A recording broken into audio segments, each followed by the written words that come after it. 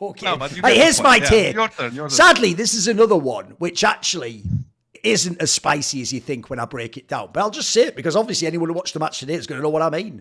Right? You know my whole take. By the way, there's a very legitimate reason. You know why basically I will always double down on the take that Navi did fluke that major. Because actually the best part is that they didn't win again until after the player break, months and months later, when we had a total reset after all the time off. The reason why that is so useful is because it allows me 2 distinct intervals to make 2 points, which is they did fluke the major, but they're also one of the only teams ever that's now super good and super legit and really good, but they almost feel like a different team even though it's the same lineup. Yes, so I've got a similar take, which is because I was thinking, like all of history has shown me, it's like the saying that my friend Zeus from Team Liquid and the Brazilian teams told me. Apparently there's a brilliant saying they have in Brazil, and it goes like this. If you see something crazy... So actually, here's an example, Maui. Since Ultimate's only played a few lands, they would use it for Ultimate. When you see him at the top of the scoreboard and you see the stats are like a 1.4 rating, the saying goes, he's a cow in a tree. And the reason it's a cow in a tree, because it goes like this. No one knows how it got up there, but it's got to come down. That's the good joke they have. It's like a brilliant fucking gag. By the way, it could even be Serbian, because it's about some animal doing something weird, like the one about, if you don't know the famous one that Yanko said, when the donkey is stuck in the mud, fuck it, which is their version of like, Nike just do it or something. What is with Serbian? That is a real saying. I didn't make it up. It's a fucking mental saying, though, isn't it? I know. Saying is like, it refers to like, because he cannot move, so you know. Yeah, but Maui, the best part is that I thought that part went without saying. I thought that part was understood. I think the polite version of that thing is like, kick him while he's down. Yeah, there you go. There you go. Serbians turned it into something totally different. But anyway, the point is, I would normally say with reliability, I kept saying it, in fact, during Cologne and EWC, I would look on the stats page, and I always tell people, look one at the team fragging, but then look individually where are all the players, right? And when you would see, Navi would have like 3 of the top 10. It was like, bro, this is easy. None of these players are top 10. They're all going to drop, right? I've now seen too many. I don't know if you know, guys, they've played something mental like 50 maps after the player break now. I actually have to make this hot take. Navi is now probably the team with the best firepower in Counter-Strike 2.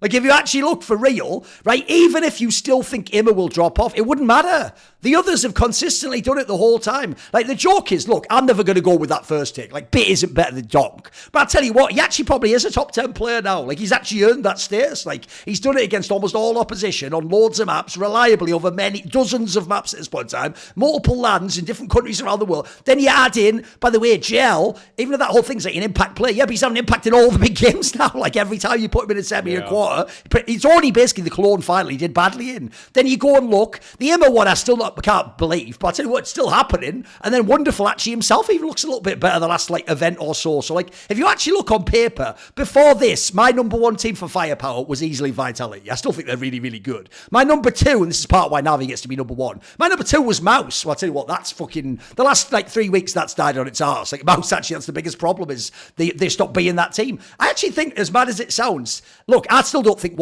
even one of their players is in the like number 1 of the year competition, but I think Navi might actually have like the best non-IGL firepower in the game. It's fucking actually really impressive how good it is. I think G2's got more. Oh, G2's got to be up there too. I should have put them in the mix as well. Okay. Yeah. Those would be my top 3 or 4 though. Because Monacy's, okay, if I do a 1-to-1, like the classic HLTV comparison, go on. Player to player, Monacy's a bit more than Wonderful. I'd say Nico's more than JL usually. Malbs versus Ema. Lately, I'd take Malb, or actually more like Hunter, I guess. Hunter versus Ema. Lately, I guess Emo is better, actually, but Malbs versus Bit, now, man, that's really close. That's really close. Kind of different spots here and there, I guess. Actually, it's kind of mix and match on that. I'd say, like, kind of in isolation. Like, if I took any of the... Think of it like this. If I took any of the players from G2 and you said 1 for 1, you can have this player, though, who would you take? Monacy, you would take Monacy over Wonderful. You would take Nico over JL. Then here's the thing, Maui, like I will say it. Actually, you're making a very good point I should build into here. I'm not really just giving the credit to the individual players. You make a good point here. The difference is, I think in G2, there's just individual players fragging. I actually do think part of this is like whatever they've done with Blade and not Alexi B in the system. Like, essentially, I don't think it's a coincidence these players are playing shit hot right now. The whole Navi system has just gotten better every few months after the major. Like, it looks like every tournament, everything gets tighter and tighter and tighter, and everyone looks way more comfy with the system. So I agree with you. Individually, individually, maybe none of them are the best Maui, but collectively, whatever they've done in this team has just emphasised everyone. I mean, I could even make a bigger hot take. You know what? I thought this team was not just a fluke major winner, but they would never go down as one of the all-time great teams. As of right this moment, they look like they will go down as like one of the best CS2 teams ever. They look fucking phenomenal. Yeah. The normal life cycle of like every good team that kind of comes out of nowhere and does well, it's like the same thing every single time. LGSK is the biggest example of this, where you come into the space with a couple strong pieces, but you play a really good system style that elevates your players. But then every team, LJSK did this, they get a little too overconfident. They start to kind of go away from that style that made them great, or they fail to innovate off of it. And so some of the players, because they think that they're such good individuals, they start to fall off a little bit. And the thing that's so great about Navi is that they're not getting big egos like LGSK did. Like, they're not getting big egos like Cold Zera, FNX, Fallen did. They are actually just playing better and better and better. And I think one of the best things that ever happened to Navi is that everybody call all of their wins flukes over and over and over again. Everybody's still punching down on Ema. This guy's a fraud. Everybody's still saying JL's a brick. Wonderful is still getting called out. I'm still calling out Wonderful to this day. Yeah, true. Bid, I mean, he's still got so much to work on with his game, but the problem is that they have an incredible leader in Alexi B, and they have, to me now, the greatest coach of all time, who just whips him back in shape. It's like, you step out of line for a second. Who is going to do better than Blade to tell you have stepped out of line? He's constantly. What's sick is people don't even know behind the scenes, because I'm friends with him. He said, look, can you do me a favour? And like, we're going to play like a good cop, bad cop. I need you to criticise the fuck out of my team every time they win, so they keep trying to practice, and I'll get them in the server. And I was like, you know what, Blade? I'm willing to sacrifice my reputation so that you can win in Counter-Strike. They've been playing good Team CS for 6 months now. Like, that's so rare. Usually you'll have some ups and downs. Sure. Navi, I mean, they had a couple tournaments here, like Dallas or whatever, where they fell off, or one tournament where they got beat by. Oh, but I know what you mean. Put it so since the play break, it's incredibly consistent. Yeah, it's mega. Exactly. It's mega. Exactly. And it doesn't seem like anybody has an ego here, because nobody's becoming a larger than life superstar. Even though some of them, JL. Well, actually, I don't know if you saw this. I saw Dust actually did a reply to my tweet that was about Navi's firepower, which made a very good point along the lines of what you're saying, and the point that you wouldn't trade the players, but if you have this team, it's the best. Dust's right. The other thing that's crazy about this team, and this actually reminds me a little bit about Mouse when they got good, is, bro, if you ever look at the opening attempts, it's just a team effort. There isn't like a Xantaras whose job is like, you go first always, or Donk. Like, the whole team is like almost like 20% entry attempt rate or something mental like that. Like, essentially, it's clear that map to map to map, the system works in a completely different way. It's not like one of those teams where, like, MSL always goes first so config can come out. It's not like, they don't have that system, actually. They seem like they actually have, like, it's just like a fucking done by committee as well. It's crazy. Yeah, no, it's just... It's elevated. It's made their individual firepower look as good as when, for example, for Fallen, Cold Zera, FNX all look incredible. Yes. And it's just that they're maintaining it. Like, it's enabling them. They are playing better. They are gaining confidence. Okay, like, for example, that JL 1v3 today against Spirit on Dust 2, he's never done anything like that in CSGO. No. He's never done anything like that. That's the best round I've ever seen him play, other than maybe like a Deagle round he had against G2 at the Major or something like that. And it's like, he can just do that now. He can just pull shit like that off. It's unbelievable. Yeah. Yes. What do you think, Kassad? What's your take on this? So many things. The thing is, like, right now, I feel like when it comes to firepower, I think G2 has it more. Because they have, Nico and Monesty and Malb and then Hunter. But Navi is a unit. That's the problem. Like, Navi is a unit. And being a unit makes you look 10 times better. Yes. And when it comes to the system, I do agree with that one. Like, they all understand whatever the system is. They understand it perfectly. They know how to play basic, proper Counter-Strike. That's why they go...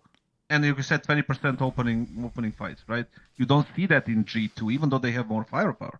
Like, they seem like a unit. They seem to understand what they're doing in the map all the time. Well, I'm pretty sure there is confusions, there is, frustration. Oh, sure. But like majority of the time, they understand what they need because they spend time watching their games.